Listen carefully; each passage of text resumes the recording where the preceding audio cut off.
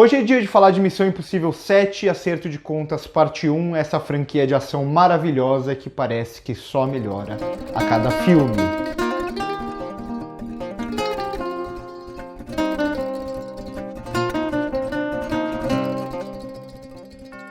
Missão Impossível 7 traz de volta, obviamente, o Tom Cruise no papel principal, mas ao lado dele também o Christopher McQuarrie, o diretor dos últimos 2 filmes, que chega ao 3º filme na franquia, vai dirigir o próximo também. Ele que tem feito essa parceria com Tom Cruise, não só em Missão Impossível, mas também em outros filmes, ou também em Top Gun Maverick, por exemplo. Ele não é diretor, mas ele é roteirista e produtor, então eles têm estreitado esse laço que tem trazido grandes frutos para o cinema de ação, cinema blockbuster hollywoodiano de ação, que tem péssimos filmes sendo feitos aos montes, mas tem alguns que a gente tem que valorizar. Então, em ano de John Wick 4, que é fantástico, a gente tem outro filme fantástico aqui também em Missão Impossível 7, que vai trazer também outros nomes da franquia, não só dos últimos filmes, mas também um olhar lá para o começo, que é fundamental aqui.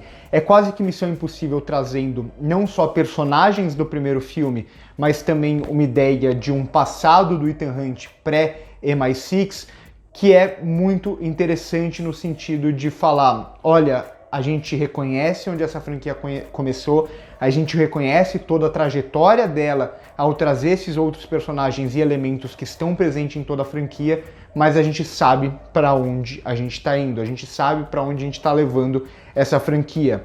Tudo bem, o 4º filme não é dirigido pelo Christopher McQuarrie, mas eu acho que ali o filme do Brad Bird é onde dá um direcionamento novo para Missão Impossível, e não à toa, só a partir do 4º filme a gente começa a ter uma consequência, digamos, entre os filmes, né? O 4 pro 5, pro 6, agora pro 7, também pro 7, parte 2, a gente vai ter não só personagens, mas eventos que vão se interligando de alguma forma, o que não acontecia tanto nos primeiros filmes. Eu sei que muita gente gosta do 3, pra mim o 3 é o mais fraco deles, mas a gente tem nesses 3 primeiros, né, o primeiro muito mais voltado para um lado da espionagem ali do Brian De Palma, que é um filmaço também. O segundo já é um John Woo, no melhor estilo John Woo. Muita gente odeia esse filme, é um dos que eu menos gosto da franquia, mas ainda assim eu gosto dessa ação mais exagerada, mais despirocada, enquanto o terceiro, J.J. Abrams, ele tem o melhor vilão da franquia, na minha opinião, mas é o filme mais fraco justamente por ser o Missão Impossível menos Missão Impossível. O Missão Impossível onde o impossível não é tão impossível assim, ele se apega muito a um realismo ali da época que se mantém de alguma forma até hoje, mas a franquia ela dá outro direcionamento, ela vai pro lado do impossível, ela vai pro lado da ação mais importante, que é a trama. E eu acho que é justamente esses 2 elementos que vão se potencializar aqui nesse 7º filme, como já tinha tido no 6º filme. Eu não sei, é muito cedo para dizer qual eu gosto mais, mas eu gosto muito desse rumo. O 6º era o meu favorito, agora o 7º tá ali no bolo desses últimos filmes que são sensacionais. E vão levar, e vai usar justamente dessa lógica do impossível, né? O impossível que ele precisa resolver o tempo todo. Só que se isso estava na franquia de alguma forma desde o começo e ganhou ainda mais forma a partir do 4º filme, aqui o Christopher McQuarrie ele vai levar a ideia do impossível ao máximo limite. Não só o limite lógico, que obviamente tudo que acontece aqui é ilógico, mas ao limite também emocional e a relação desse emocional com o espectador. Eu falo que não existe crítica imparcial, não existe crítica simplesmente técnica, e isso é a maior bobagem que podem falar para vocês. O crítico ele sempre está presente, o que ele sente com o filme é importante porque os filmes são feitos para serem sentidos. A gente não pode deixar de lado esse lado humano. Eu estou dizendo isso porque eu não lembrava a última vez que eu tinha saído do cinema tão exausto. Não exausto por o filme ser muito longo ou muito cansativo, mas exausto por eu estar tão dentro dele que eu senti a adrenalina ali presente. É quase como se eu me sentisse o Ethan Hunt ali fazendo tudo aquilo, como se eu estivesse cansando a cada ação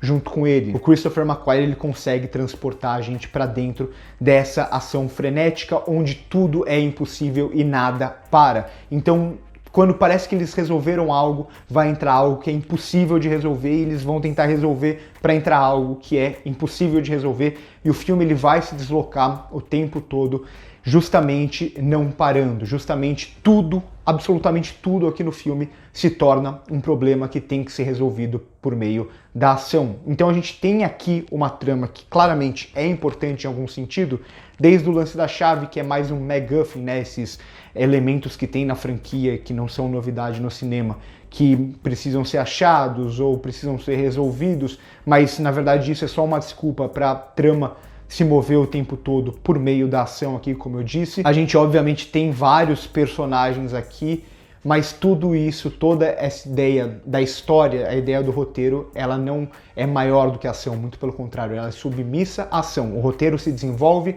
por meio da ação e não o contrário. E aqui o Christopher McQuarrie ele faz algo que é ainda muito difícil, que a gente tem, é muito comum em filmes de ação e espionagem, por exemplo, um personagem precisa vencer um vilão que vai destruir o mundo, isso tá aqui presente de novo como em quase todos os filmes da franquia, mas nesse meio tempo tem policiais ou mocinhos também, de alguma forma, tentando pegar esse herói do filme por alguma coisa que ele fez que teoricamente é ilícita. Isso é comum em muitos filmes de ação, de suspense e de espionagem. Aqui o filme ele vai se usar um pouco dessa lógica, mas ampliar tanto o escopo que torna essa ação contínua tão possível. Então aqui a gente vai ter vários personagens agindo por conta própria, tentando resolver os seus próprios problemas e encontrar algum futuro, por mais tortos que eles podem ser em algum sentido. Então a gente vai ter esses vários grupos de personagens ou personagens individualizados tentando buscar um mesmo objetivo por caminhos diferentes e com objetivos futuros diferentes. É justamente isso que vai fazer a trama se mover o tempo inteiro, porque não é só o Ethan Hunt lutando contra o vilão com o outro tentando pegar ele. Aí vão entrar mais 5 personagens e tudo isso vai criar essa confusão que vai ser resolvida por meio das sequências de ação, das sequências de perseguição. Então é muito interessante para mim, não só como o Christopher McQuarrie encena muito bem a sequência de ação, ele já tinha provado isso nos filmes anteriores também,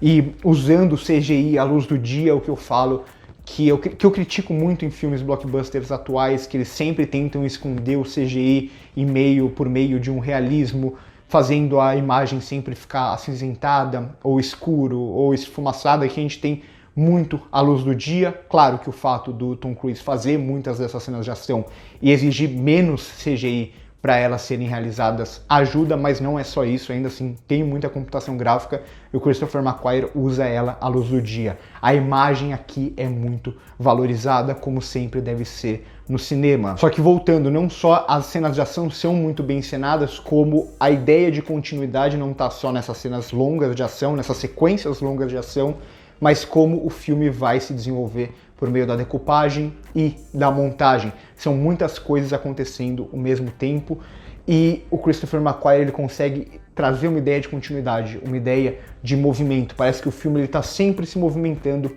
para o mesmo lugar, por mais que sejam muitas ações acontecendo ao mesmo tempo em lugares diferentes.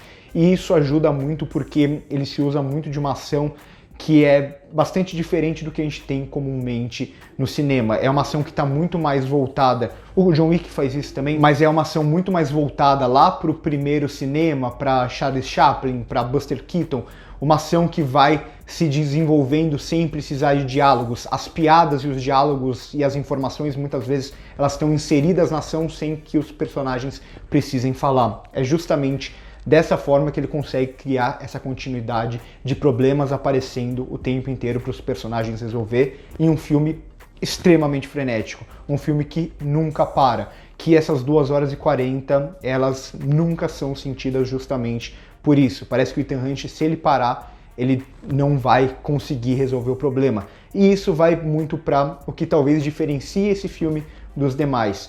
A gente entende Missão Impossível como missões impossíveis que ele vai conseguir resolver. Esse filme não. Esse filme ele parece uma missão impossível em que não adianta o que ele faça, sempre parece que tem um destino desenhado que ele não vai conseguir resolver. Eu não vou falar mais do que isso para não explorar aqui o vilão, que talvez seja o vilão mais diferente da franquia também, mas tem essa ideia de um destino. Ele pode tentar ir por um caminho que não seria o caminho que ele iria, ele pode tentar fazer coisas diferentes, ele pode dar o máximo de si, mas parece que lá na frente essas peças sempre vão se encaixar para um mesmo destino em que ele perde. Claro, tem o lance da parte 1 e parte 2, então tudo deve ser resolvido na parte 2, mas ainda assim o que é muito interessante aqui é que esse filme ele nunca parece só um prequel para o filme seguinte. Ele é um filme fechado dentro dele mesmo, mas que permite uma sequência que vai resolver esses problemas, mas que também pode ir para muitos outros caminhos. Não é só esse negócio de o importante é o que vem depois, não. O importante é agora e o importante é depois também. Filmaço, esse novo Missão Impossível, mais um belíssimo trabalho do Christopher McQuarrie com Tom Cruise, doando o seu corpo, digamos assim, para fazer essas grandes cenas de ação, mas que não é só efeito prático, é também essa combinação com o CGI que funciona muito bem. E eu gosto mais uma vez como o filme faz algo que o Top Gun faz também, o Missão Impossível, quase todos os outros fazem também, mas aqui também muito bem feito.